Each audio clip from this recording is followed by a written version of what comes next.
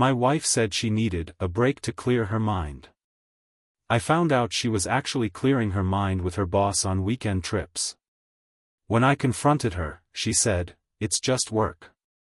It wasn't work when she lost everything she took for granted. I'm 42. My name's Mark, and I've lived in Ohio my whole life. Small town outside Columbus. Blue collar. I work maintenance at a school, fixing boilers, patching drywall, unclogging drains. It's not glamorous, but it pays steady and I don't take it home with me. My wife, Haley, was always the career one. She worked in HR at some logistics company. She wore nice clothes, carried herself sharp. She made good money, more than me some years, and I was fine with that. I liked being the guy behind the scenes. She liked the spotlight. We've been married 12 years. No kids, not by choice, just didn't happen. We got 2 labs, Maggie and Duke. They were like our family.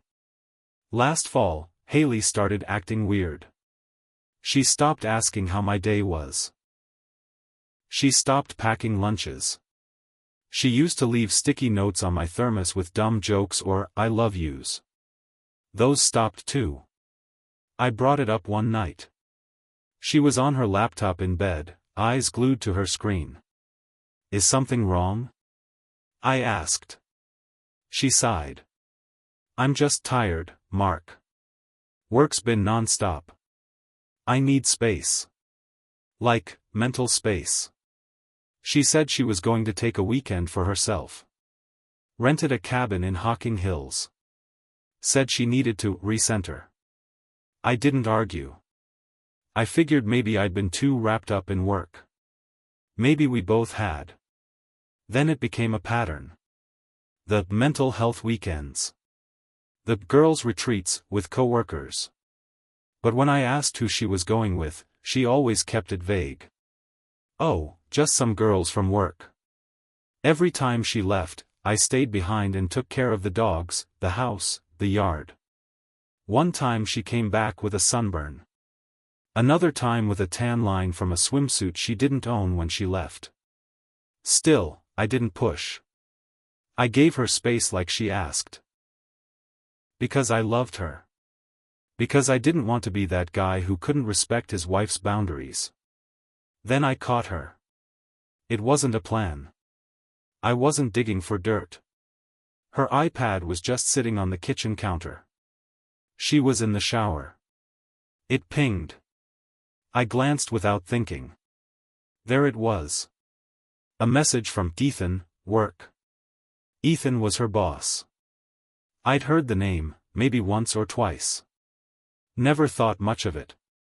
The message said, "Can't wait to do that again. You wore me out in the best way."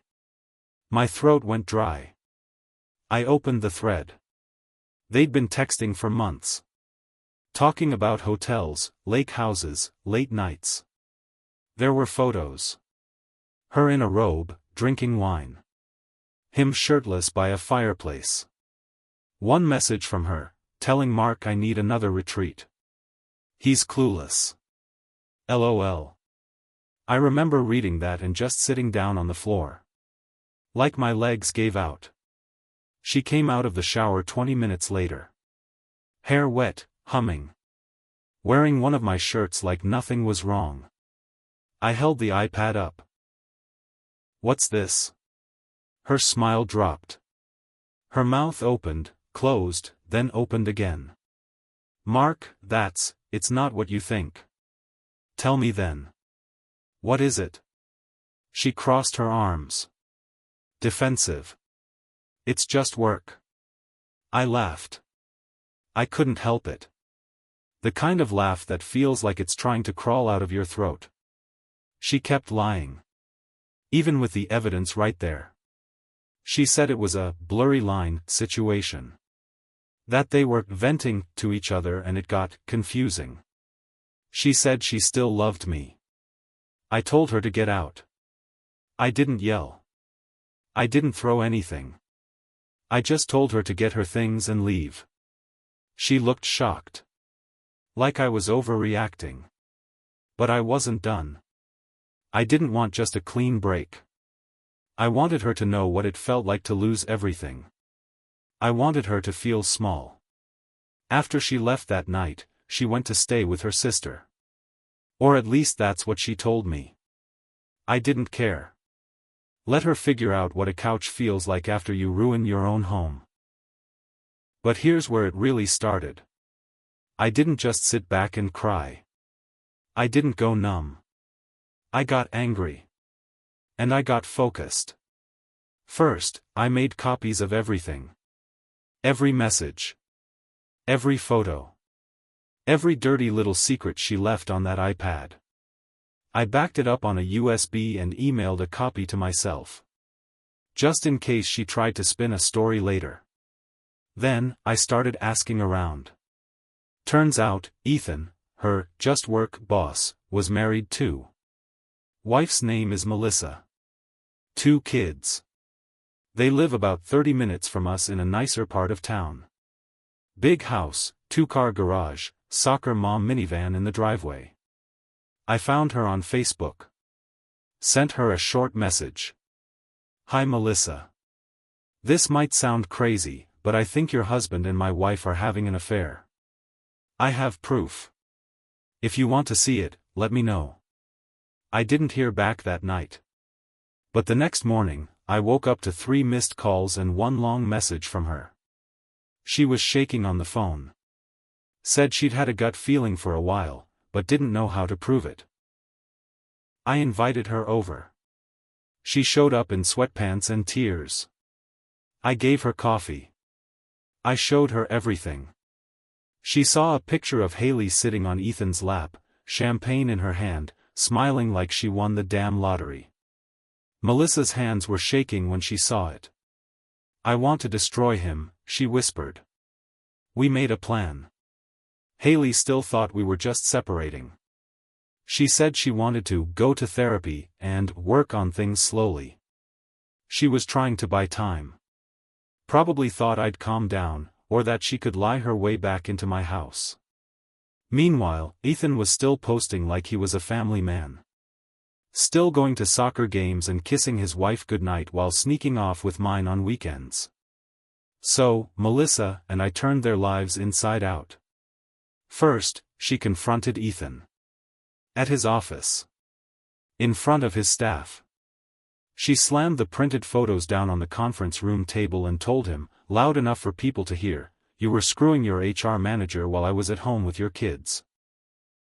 She walked out. That was only part 1. Then I emailed everything to Haley's company. HR, the ethics department, and the head of operations. All of it. I didn't even leave out the nudes, just blurred out the parts no one needed to see. Turns out, office affairs between bosses and subordinates don't go over well. Especially not when you've got physical proof. Ethan was fired within a week. Haley was asked to resign. Nice way of saying, get out before we fire you. She called me the day it happened. Screaming. Crying. Asking how I could ruin her life. I just said, wasn't me. You did that all on your own. But I wasn't done yet. Haley moved in with her mom after getting fired. That part made me smile. I imagined her sitting there in her childhood bedroom, with her fancy clothes packed in boxes, wondering how the hell her perfect little secret life collapsed in under 2 weeks. I didn't block her number. I wanted her to feel ignored.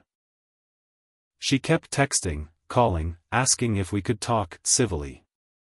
Said she wanted to meet just to explain everything.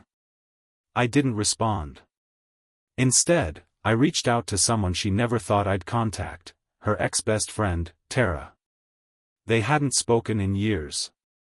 Some falling out over a bridal shower or some drama I never cared to understand. But Tara had always been cool with me. She used to joke that I was too normal for Haley. Now I saw what she meant. I asked Tara out for coffee, told her the truth. Showed her the proof. Tara was pissed, not at me, but at Haley. Turns out Haley had talked behind her back for years. Lied about her too. Cut her off after using her for job references and connections. Tara told me she always suspected Haley was a snake. Now she had proof. Tara posted a cryptic Facebook status the next day: "Some people lose everything because they think they're too smart to get caught. Turns out, karma's faster than a weekend affair." Haley lost her mind over it. Called me screaming again. "Why are you dragging my name through the mud?" I told her, "I'm not dragging it. You're the one who dropped it there." But here's where the twist comes in. About 3 weeks later, I got a letter in the mail from Haley's lawyer. She wanted to mediate the divorce. She wasn't contesting it, but she was asking for part of my retirement. Yeah. You read that right. After all that? After she cheated, lied, wrecked her job and mine? She wanted a piece of the money I'd been saving since I was 25. Her reasoning? We were married for over a decade. I supported you emotionally while you built your pension. I nearly tore the paper in half. Instead, I called my lawyer. A woman named Julia who didn't flinch once when I showed her what Haley had done. Julia said, "We'll fight it. But if she's this desperate, she's broke. That's leverage." So we used it. We offered her a deal: she could either walk away with nothing, or we'd go to court and present everything. The cheating. The affair with her boss. The firing. The emotional damage. Julia said we'd even subpoena Ethan if we had to. Haley folded. She gave up her claim to the pension. She even agreed to let me keep the house. But the best part? Ethan's wife, Melissa, decided to file a wrongful termination lawsuit against Ethan's company. She used some of the photos we'd gathered as part of her claim, proof of an unethical workplace relationship. The company settled out of court. Ethan lost more than just his job. He lost his professional license too. He can't work in HR again. And Haley? She's now a part-time cashier at a grocery store near her mom's house. But then something strange happened. One night, around 2 months after the dust settled, I got a knock on my door. It was Ethan. I opened the door and there he was. Ethan. Wearing a wrinkled polo shirt, holding a folder, and looking like hell. His face was pale. Hair unkempt. He looked like he hadn't slept in days. I didn't say anything.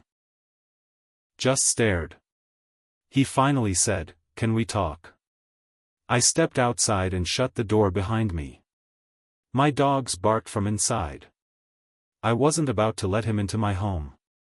"What do you want?" He swallowed hard. "I lost everything." I crossed my arms. "Yeah. I know. I thought she told you everything," he said. "I thought you knew." My jaw tightened. "You mean how she lied to my face while screwing her way up the ladder?" "Yeah. She told me it was just work. That what you two did had nothing to do with her job. And then both of you lost your jobs." He looked down at his feet. "She told me you were cold. That you didn't care about her anymore. That you didn't touch her, talk to her, love her." I stared at him. "She told me you were her boss. That it was just work. So tell me, who's the liar here?" He looked up, and there was something broken in his eyes. "I just wanted to say I'm sorry. I never should have believed her. I ruined my life for her. My wife left me. My kids won't talk to me. I have no job, no home. I've been crashing on my brother's couch. I wanted you to know it wasn't worth it." I didn't say anything for a second. Then I asked, "You think I care what it cost you?" His eyes watered.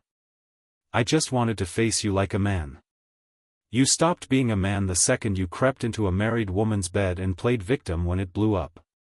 I didn't ruin your life. You two did that all on your own. He stood there a second longer, then walked back to his car. That was the last time I saw Ethan. As for Haley, she kept trying to talk to me. 4 months. She'd text about starting over or finding herself. Said maybe this was all a wake-up call and we were meant to rebuild. I ignored every message. Eventually, she stopped trying. I think it hit her that there was no coming back. But here's the part one didn't expect. About 6 months after it all ended, I started seeing someone. Her name's Denise. She's a school counselor. Quiet. Kind. Nothing flashy. She listens when I talk. She makes dinner without turning it into a chore. She doesn't lie. The first time she stayed over, she noticed the box in the closet. The one with the USB, the printouts, the file from my lawyer. She asked what it was. I told her, that's everything I needed to survive my old life. She looked at me for a second. Then she said something I'll never forget. Well, I'm not here to fix you. But I won't break you either. That's when I knew I'd finally buried that part of my life. Haley wanted space to clear her mind. She got it. She cleared out her job, her marriage, her friends, her home, and her future. I gave her the freedom she asked for. And she lost everything she took for granted. She made her choice. So did I.